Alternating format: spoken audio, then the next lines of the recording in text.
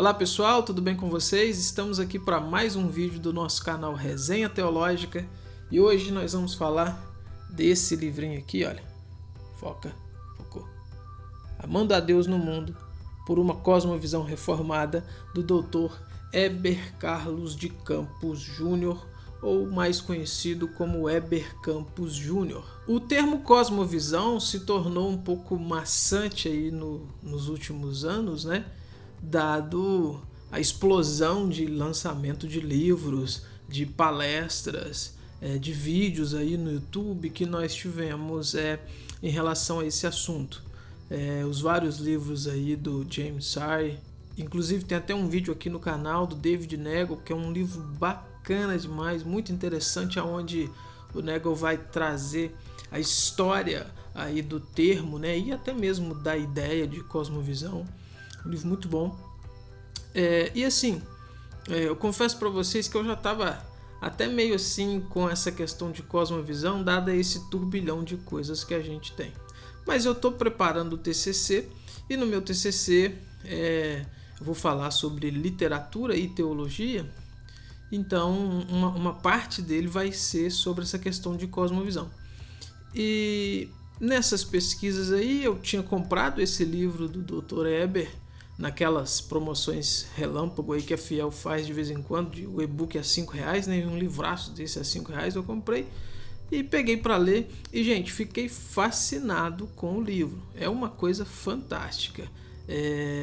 Não é mais um dentre vários do assunto, né? O Dr. Heber ele é bem característico e é interessante porque é impossível você ler esse livro sem estar ouvindo ali cada frase que você lê, sem estar ouvindo ali a voz do Dr. Heber falar, né? Ele tem aquela forma marcante ali de pregar e tal, de falar. E assim, eu fiquei surpreendido. O que a gente tem aqui nesse livro? O que o Dr. Heber traz para a gente aqui então? Ele se adianta naquela questão de trazer apenas conceitos, né? Ele não quer apenas mostrar para a gente o que é, o que não é, qual o significado de termos. Ele quer trazer para a gente a cosmovisão no sentido prático da coisa. E isso que é, assim, o primeiro ponto a se destacar, que eu achei como diferencial desse livro dele. Já na introdução, ele vai dizer para a gente que demorou aí 10 anos para escrever esse livro. Esse livro é fruto aí de um trabalho de 10 anos. E assim, não é pouca coisa, né? A gente está falando aí de 714 páginas. É um livrinho bem grosso, né? No Kindle facilita um pouco essa questão de peso e tal, mas assim, é um livraço sobre o tema. O livro é dividido então em duas partes. A primeira parte, ele vai gastar 3 capítulos para introduzir essa ideia de cosmovisão, apresentando o conceito e a história de cosmovisão. Primeiro, então, ele vai falar sobre a necessidade de se ter uma cosmovisão cristã, a importância da igreja ser aí um instrumento, vamos dizer assim, para lapidar essa perspectiva que o crente vai ter da vida. Então a igreja ela deve ser uma igreja saudável para produzir aí no indivíduo uma cosmovisão saudável, né? E olha o que ele diz, eu até coloquei aqui, olha, ele diz o seguinte: observe como é fundamental que líderes eclesiásticos trabalhem na formação da cosmovisão da igreja, isto é, que trabalhemos o coletivo com vistas à formação da cosmovisão do indivíduo. E é interessante porque para isso acontecer tem que ser uma igreja saudável para produzir aí no indivíduo então uma cosmovisão saudável, né? E aqui, a partir daqui, ele vai falar sobre definições, vai apresentar aquelas definições clássicas, né? Aquela famosa do James Sire, né, que diz que uma cosmovisão é um comprometimento, uma orientação fundamental do coração que pode ser expressa como uma história ou um conjunto de pressuposições, hipóteses que podem ser total ou parcialmente verdadeiras ou totalmente falsas, que detemos, consciente ou subconscientemente, consistente ou inconsistentemente, sobre a constituição básica da realidade e que fornece o alicerce sobre o qual vivemos, movemos e possuímos nosso ser. Essa aqui é a básica, né? Depois das várias edições que o James Sire tem no livro dele, dando nome ao elefante, essa aqui ficou aí a definição básica dele. Então é isso que ele vai trabalhar nesse primeiro capítulo, essas definições, essa apresentação, ele vai mostrar a que veio. No capítulo 2, ele vai dissecar essas definições, analisando cada um dos elementos delas. Aqui ele vai confrontar o pensamento naturalista e ele vai mostrar que a cosmovisão naturalista ela depende do pressuposto da não existência de Deus, né? No capítulo 3, ele vai mostrar que essas cosmovisões elas não são estáticas, ou seja, elas passam por mutações. Vai analisar essas mutações, vai analisar como que essas mutações acontecem. Ele vai tocar em alguns pontos interessantes aqui, como a incoerência dos ímpios, né? Ao tentar atacar a fé cristã usando ideias cristãs. E olha o que ele diz: expomos a trapaça filosófica quando ímpios lançam mão de ideias de herança cristã para atacar a nossa fé. Por exemplo, querem provar a inexistência do Deus bom baseados na existência do mal no mundo. Só que eles utilizam o conceito de moralidade e justiças retirados do cristianismo. Semelhantemente, querem falar de direitos humanos sem reconhecer que o evolucionismo não propõe direitos a seres humanos mais fracos. Tais exemplos mostram que os ímpios se apropriam de capital emprestado, na prática roubado mesmo, né?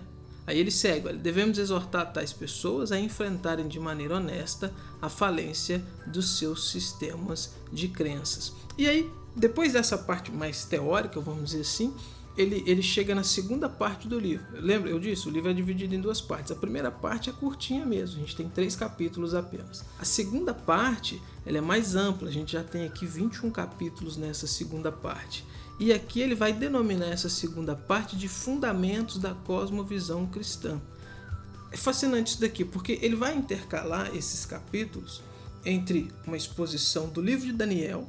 Ele vai expor o livro de Daniel todo, cada um dos 12 capítulos aí. Então primeiro ele apresenta um capítulo, ele apresenta um conceito e apresenta depois a aplicação. Então você tem 3 capítulos, um sendo essa exposição do livro de Daniel, o próximo capítulo sendo uma contextualização, uma conceituação, uma apresentação daquilo que foi exposto no capítulo como sendo, vamos dizer assim, uma exposição bíblica. Agora, isso sendo exposto dentro do conceito de cosmovisão. E o próximo, o terceiro então, nesse ciclo, é onde ele vai fazer aplicações. E as aplicações aqui são diversas. Eu coloquei aqui, olha só. Ele vai fazer aplicação, por exemplo, só organizando, né? O primeiro capítulo de Daniel é o capítulo que vai apresentar então eles sendo cativos, né? Sendo levados cativos, Daniel com seus 3 amigos ali, Misael, Ananias e Azarias, e ele vai trabalhar aqui a ideia de que eles estão indo para a Babilônia, eles estão no mundo, mas eles ainda mantêm ali a sua visão, a sua cosmovisão israelita, a sua cosmovisão de servos de Deus. E ele vai fazer a analogia aqui da canoa, que é a questão seguinte: o errado não é a canoa estar no lago, o errado é o lago estar na canoa. Ou seja, a canoa ali no lago não tem problema nenhum, porém se começar a entrar água ali, aí sim tem um problema. E nessa analogia ele quer mostrar que o errado então não era esses homens estarem ali na Babilônia, estarem servindo ali na Babilônia, trabalhando. Daniel, você vai ver que Daniel vai trabalhar em diversos, na transição de impérios que a gente tem ali do babilônico para o medo-persa. Daniel continua trabalhando. Isso não é o problema. O problema é se contaminar. E é isso que o capítulo 1 de Daniel já vem trazendo. Eles rejeitando essa contaminação, vamos dizer assim, né? E aí, é fascinante isso daqui, gente, porque ele vai partir desse ponto, dessa exposição, para mostrar então que essa dicotomia que os crentes tiveram aí durante muito tempo é uma coisa totalmente errada, né? Vocês sabem, aquela ideia, música cristã, música secular, arte cristã, arte secular e tal. E olha o que ele diz aqui, olha: dividir a vida entre a esfera sagrada e a secular, ou a religiosa e a mundana, é uma realidade impressionantemente abrangente. Essa divisão faz com que alguns evangélicos entendam certas coisas ou atividades como santas e outras como profanas. Tanto é que em meios cristãos nós utilizamos os termos mundanismo e secularização para as tendências que se apartaram da moralidade bíblica. Essa terminologia não é errada, conquanto entendamos que trabalhar nesse mundo é diferente de trabalhar sob a influência do príncipe deste mundo.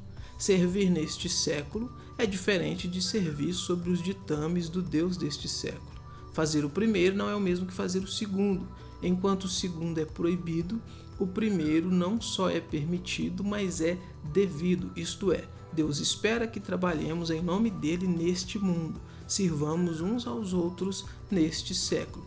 E aí, no próximo capítulo, ele vai fazer uma aplicação de toda essa estrutura que ele está trabalhando. E as aplicações aqui são fascinantes. Olha, eu vou ler só as aplicações. Logo em seguida que ele vai fazer uma aplicação sobre cosmovisão e ciência, então como enxergar essa questão de cosmovisão e ciência. Depois, nesse ciclo de exposição do livro de Daniel, apresentação e aplicação, a aplicação que ele vai fazer é sobre cosmovisão e política, e aqui ele vai abordar a herança calvinista, né? A herança dessa política,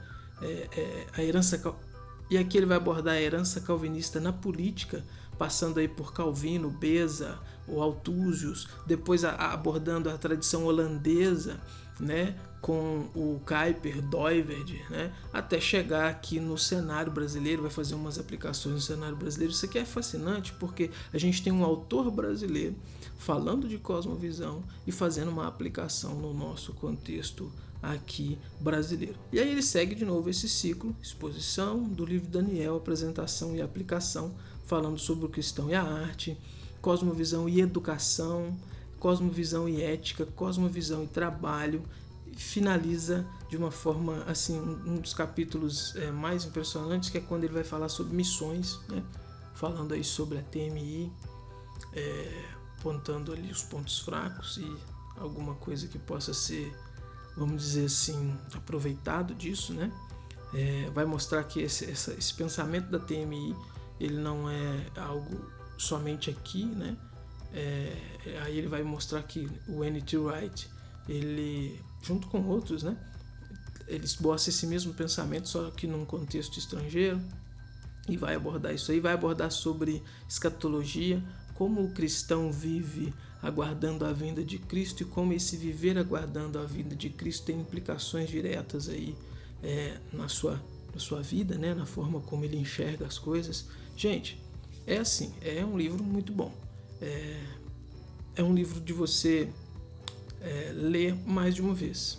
Eu recomendo isso, porque é tanta coisa, são tantas áreas que ele vai trabalhar aqui, que são coisas que a gente lida no dia a dia, né? São coisas que estão ligadas aí direto no nosso cotidiano e que vai nos ajudar a moldar a nossa visão de acordo com a palavra de Deus, tendo esse livro de Daniel então como estrada, como caminho, né?